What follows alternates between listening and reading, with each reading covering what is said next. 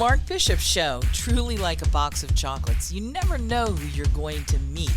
From business, lifestyle, and fun. Here's Mark.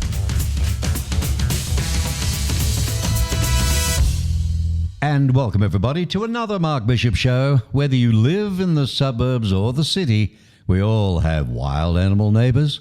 And we can sometimes unwittingly cause our furry and feathered friends far more trouble than they cause us.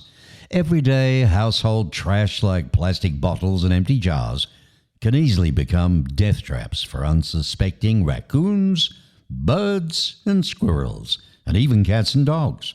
While lethal methods of removing unwanted animal visitors from homes are cruel, dangerous, and ineffective.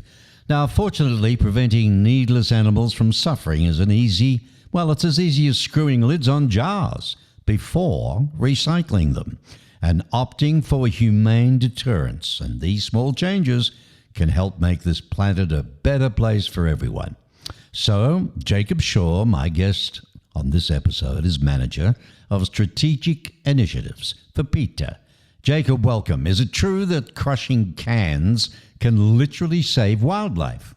Good morning, Mark. Yes, absolutely. So as you mentioned, these open containers can quickly become deadly traps for hungry animals because what they'll do is they'll try to lick the last remaining food scraps out of the inside of a can or jar, and in the process, their heads can become stuck inside. And we see this so much more often than people would imagine. Last month there was a raccoon whose head was stuck inside of a container in Omaha before a police officer actually helped him out and pulled the can off his head. And then this month in New York County, Pennsylvania, there was this really terrible case of a dog who had her head stuck in a plastic jar, who was severely dehydrated and malnourished and was saved by a local animal shelter. So, fortunately, we can all help prevent this from happening and really save animals' lives by just spending a few moments to crush cans and put the lids back on top of a jar or bottle before disposing of them.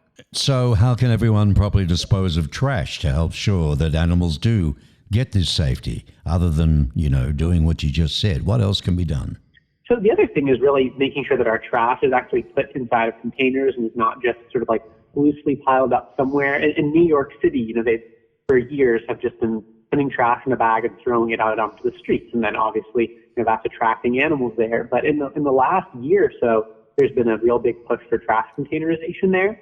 And they've seen, mouse and rat sightings just drop precipitously because they realize that when you actually put your trash in a container where animals can't get to it and it's not basically, an open buffet, it really does a lot to both clean up the city and make it better for the humans who live there. And, it doesn't attract animals in the same way. So it's a real win-win. So, Jakob, what are the best ways then to deter mice and bugs and other animals from entering our homes?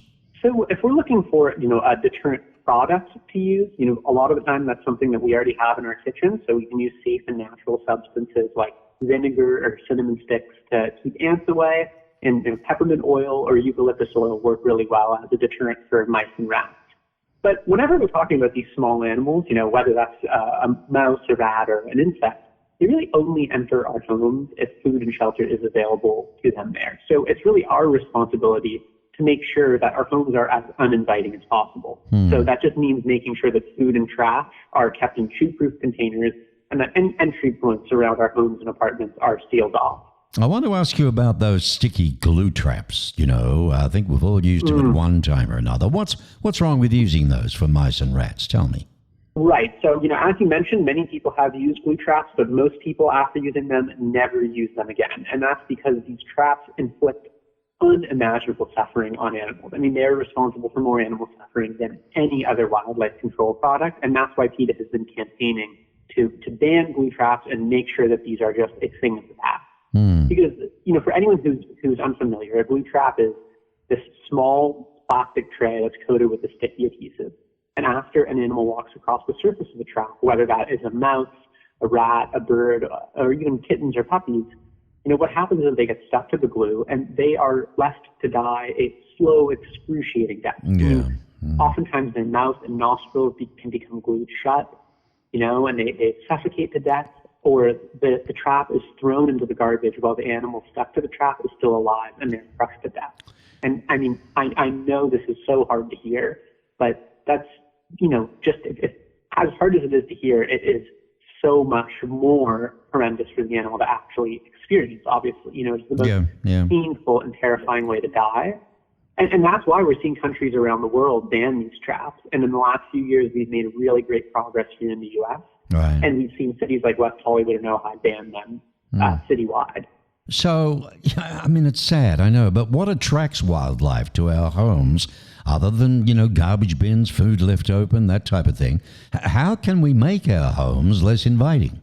So one great thing to do is, if you suspect that there are open entry points that you might not be aware of, whenever it's dark outside, just walk around the perimeter of your home or apartment with a flashlight. And if light is getting inside somewhere, that means that there's some sort of opening where an animal could get inside, presumably. Mm-hmm. So, proactively finding those openings and sealing them up. And then in addition to food and trash, it could be the food we feed our companion animals. I have a dog, Louie, who I adore. But I make sure that, I'm not leaving food out for her overnight because, she's going to be sleeping. She's not going to eat it. Who's going to eat it? A mouse, a rat, or, ants who are going to come in because they think that it's being left out for them. And the other thing, too, is bird feeders. A lot of the time people don't realize if you have a bird feeder and you're throwing bird seed out into your lawn, it's not just birds who are going to come and eat that. There are other animals, too. Yeah. So, listeners, you can go to PETA.org, www.PETA.org, read a lot, because this fellow, Jakob Shaw, he is the manager of strategic initiatives for PETA. He's done a lot of terrific work. His work led to the first ban on glue traps, which ensnare small animals indiscriminately and do cause prolonged suffering. And it was, as the introduction of both federal and state bills banning those cruel devices. But he's also helped secure the passage of groundbreaking ordinance in Ojai, California, banning the breeding of French bulldogs, if you remember that, and other breathing impaired dogs and cats who suffer from a lifetime of respiratory issues and other chronic ailments. Congrats to you, bud. You've done a lot of good work. I mean, how are things now in those areas? Big improvements, or are we heading back there? Oh, thank you so much. I mean, I would say that we are really, really moving in the right direction. I mean, there's that wonderful MLK quote that the moral arc of the universe is long, but it bends towards justice, and that's certainly true with animals as well. I mean, I think once people learn how glue traps inflict such horrendous suffering on, these little mice and rats, pretty much everybody agrees that the right thing to do is to ban them. A lot of people don't realize, as you mentioned, that these French bulldogs and English bulldogs, as a result of being bred to have these extremely flat faces, they spend their lives struggling to breathe. But once people realize that the snorting sound that these dogs are making is a sign of respiratory distress, again, it's common sense to say, oh, why are we breeding these dogs to suffer? So that's why we're just always trying to keep animals, and their experiences front and center in people's minds, because there's lots of things that people don't agree on these days, but one thing that nearly all of us agree on is that animals are these wonderful beings whom we share the planet with,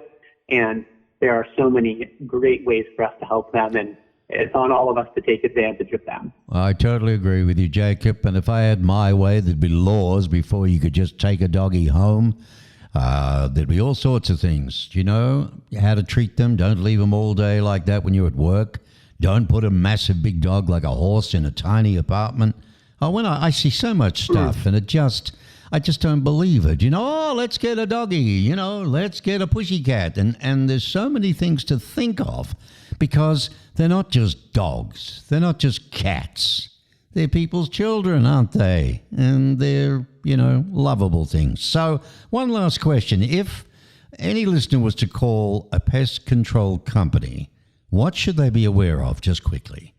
Well, first off, I couldn't agree with you more about what you just mentioned, Mark. And thank you for using your show as such a great platform to remind people of all the ways we can be kind to animals. So, to your question about calling a wildlife control company, I mean, the most important thing to do is to make sure that anyone who's going to come help out is focused on the right goal, right? Which is that the only truly effective long-term solution to these issues is prevention and exclusion. So, look for a humane wildlife removal company, the key word there is humane, that safely relocates animals from your home or office or wherever it is, back to the wild. And obviously we want to make sure that these these companies are steering clear of traps, poisons, and other lethal methods, because we have decades and decades of evidence to show that they don't work to solve the problem. All they do is just inflict terrible suffering on animals. What a shame. Well, Jacob, thank you for taking time out. Folks, Jakob Shaw, he's the manager of strategic initiatives for people for the ethical treatment of animals. Wonderful place, PETA, P-E-T-A. And don't forget, www.peta.org, O-R-G, not .com, .org, okay? Thanks, Jacob. Have a great day. Thanks for all that you do, Mark. Thank you. You're welcome. Goodbye. Join us again for another episode of The Mark Bishop Show. It's a production of Mark Bishop Media.